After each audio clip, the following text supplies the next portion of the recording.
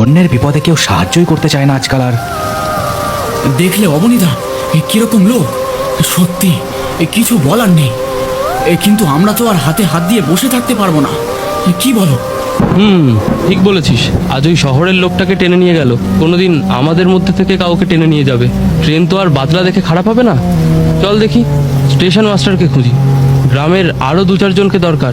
আজ ওই ঘাস ময়দানের ওদের একদিন কি আমাদের একদিন। ঠিক ঠিক, চলো। হারু আর অবনী নিজেদের ছাতাগুলো মাথার ওপর খুলে হন হন করে হেঁটে এগিয়ে চলল স্টেশন মাস্টারের ঘরের দিকে। অন্য সবাই এক এক করে বেরিয়ে গেল স্টেশন ছেড়ে। শুধু হারু আর অবনী সবার থেকে অন্যদিকে চলেছে। চোখের ওপর একভাবে জল পড়ছিল। তাতেই চোখ খুলে গেল নিশিকান্ত বাবুর। মাথার ওপর আকাশটা বিরাট বড় দেখাচ্ছে। কালো মেঘ ঘুরে আছে সেখানে, একভাবে বাদলা হয়েই চলেছে। নিশিকান্ত বাবু উঠে বসলেন। চারিদিকটা কেমন যেন হালকা সবজি একটা আভায় ভরে আছে। নিশিকান্ত বাবু ভয়ে ভয়ে চারিদিকে দেখতে লাগলেন। বর্ষার জলের জন্য তার চোখ দুটো ঝাপসা হয়ে গেছিল। একটু পরিষ্কার হতেই চারিদিকের সব দৃশ্য চোখে ফুটে উঠল তার। একটা অদ্ভুত সবুজ আগুনের কুণ্ডে হলদে সবুজ আগুন জ্বলছে, তার আভায় চারিদিকে ছড়িয়ে আছে। আগুন ঘিরে অনেকগুলো হাড় বের করা অবয়ব দাঁড়িয়ে আছে। সবাই নিশিকান্ত বাবুকেই দেখছিল। তাদের চোখগুলো জ্বলছে, নরকের আগুন বেরোচ্ছে যেন হলকা দিয়ে সবার চোখ থেকে। কি বাবু, ঘুম ভাঙলো? হঠাৎ মেঘ কাঁপানো এই আওয়াজে নিশিকান্ত বাবু চমকে তাকালেন আগুনের উল্টো দিকে। যাকে দেখলেন তাতেই তার হৃৎপিণ্ড ধড়াস করে পেটের মধ্যে নেমে গেল। একটা বিশাল আকারের অস্থি চর্মসার মূর্তি, শুধু দাঁতগুলোই আছে মুখে, নাক কান একেবারেই নেই। শরীরটায় বৃষ্টি পড়ে ছিটকে যাচ্ছে।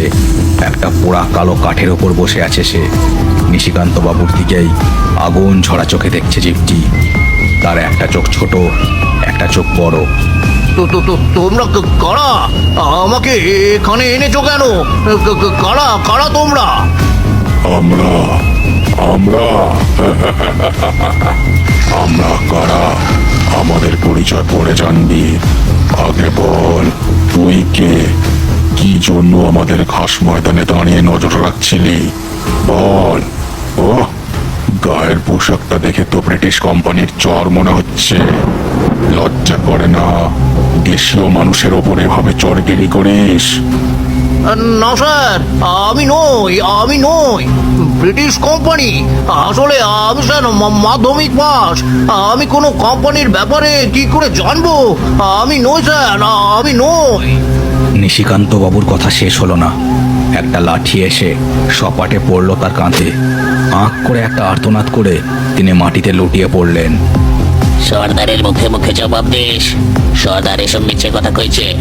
আমি দেখছি ঘাস ময়দানে ওখানে দাঁড়িয়ে আমাদের উপর নজর রাখছিল, তাই তো এখানে তুলে আনলাম। ঠিক, এর আগেও এরকম একজন আমাদের উপর নজর রেখেছিল। তার কি আমরা অবস্থা করেছি সে দেখো দেখে।